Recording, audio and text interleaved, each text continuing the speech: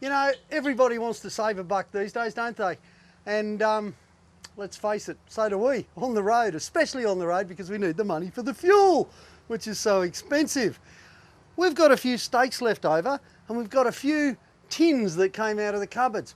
Perfect to knock up a quick stew, especially given that it's early morning and we can whack it in the shuttle chef. It'll be ready by lunch or even by dinner. It's going to be absolutely magic. Here's how we do it. I'll just get the pot going. Look at that pot. It looks like brand new, doesn't it? And yet you can see from the shuttle chef that this shuttle chef has been around Australia a couple of times. It's been over the Simpson, it's been up and down Cape York 3 times.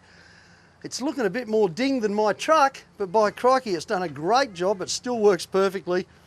And look at that pan, still magic. It's the best one I've got.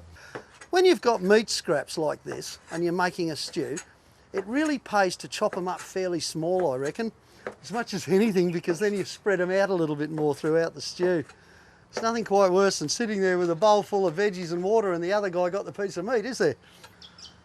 So I like to chop them up nice and small. There we go. That's my steak. In she goes. And that's cracking along already there. You need some liquid with a stew. Red wine, marvellous. Onions, marvellous. We haven't got any today. I do, though, have this box of chicken stock. Chicken stock with beef actually works really well. There we go. Want to add a few things. Peas. Beautiful. Because they're green as much as anything. You've got to have something green in a stew to go with the white. And how lazy is this? Tiny taters, they're already peeled, they're half cooked, they're already in the tin. Even the right shape for my stew. In they go. Now, so far we haven't got a lot in there, have we really? Chicken stock, spuds, bit of beef. Time to add some flavour. Poor old soy sauce bottle. It's been up and down the Cape a couple of times too. That's because soy is a very strong version of salt. So you don't need too much. Good splash. Soy and beef goes together beautifully. I don't know why, but it always has done always well. Someone told me once that oyster sauce is much the same as soy sauce. Well, I reckon they taste different. I've got the oyster sauce. I like to add it to a stew. Always. Good old dollop of oyster.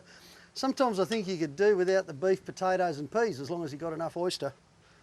There we go.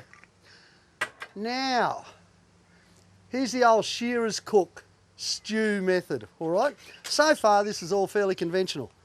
A lot of people like to add a bit of curry. It's not a curry, so let's just add a little bit, about a teaspoon, okay? And of course, shearer's cook special. I've got mandarin and orange marmalade. Any sort of marmalade, most types of jams, not the lemon ones, they're a bit sweet. Always good in a stew. Nice big tablespoon. If you haven't got jam, or if you just can't bear the thought of someone seeing you put jam in your stew, try honey. It's really good too. Just a little bit of sweetness to pick it all up.